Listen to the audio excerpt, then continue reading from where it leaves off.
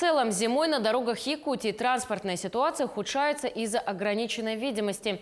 Сильные туманы – частая причина дорожно-транспортных происшествий. За первую неделю на дорогах республики зарегистрировано 6 ДТП, в том числе и наезды на пешеходов. Сотрудники госавтоинспекции напоминают, что в условиях плохой видимости водителям надо быть предельно внимательными и осторожными. Туман и выхлопные газы от автомобилей – все это сильно осложняет обстановку на дорогах республики.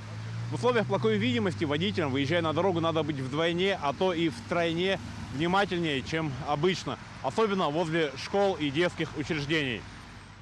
Количество несознательных автомобилистов на дорогах не уменьшается даже в период плохой видимости. Только за первые 8 дней Нового года зарегистрировано 6 дорожно-транспортных происшествий, в которых травмы различной степени тяжести получили 12 человек.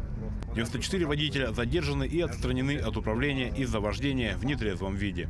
В зимних условиях очень много ДТП, когда водители, особенно после больших транспортных средств, больших грузов, как правило, автобусов, из-за выхлопных газов, из-за тумана, из-за снежной пыли не замечают впереди следующий транспорт. И вследствие чего не выдерживают безопасную дистанцию между транспортными средствами, и происходит очень много ДТП как раз-таки вне населенных пунктов.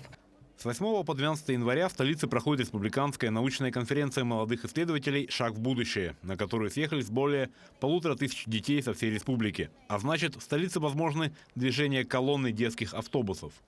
Хотелось бы напомнить, чтобы водители были внимательными и осторожными, ну и также пропускали организованные колонны с детьми и отнеслись к этому с пониманием, ну и возможным затором на дорогах. Хотелось бы напомнить то, что за непредоставление преимущества проезду колонны и также пресечение организованной транспортной колонны предусматривает административный штраф в размере от 1500 вплоть до 5000 рублей.